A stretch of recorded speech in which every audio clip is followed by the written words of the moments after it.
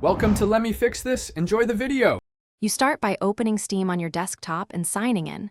Once done, click Steam in the top left and choose Settings. You need to reach the In-Game tab because that's where the overlay toggle lives. Make sure you're using the desktop client. The overlay option doesn't appear in the web view. This first step gets you to the controls that enable in-game overlays and configure basic shortcuts, which is necessary before launching any game. Now enable the Steam overlay by checking Enable the Steam overlay while in-game in in-game settings. This is the actual switch that allows the UI to appear in games.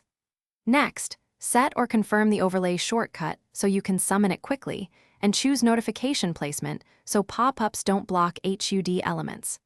To control specific titles, right-click a game, choose Properties, and toggle the overlay per game. This prevents conflicts with anti-cheat or game-specific restrictions.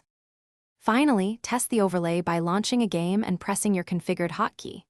If you don't see it, make sure other apps like Discord, Fraps, or screen recorders aren't intercepting the hotkey, and try disabling them temporarily. If problems persist, verify the game files or run Steam as administrator to resolve permission issues. This often fixes overlay injection failures.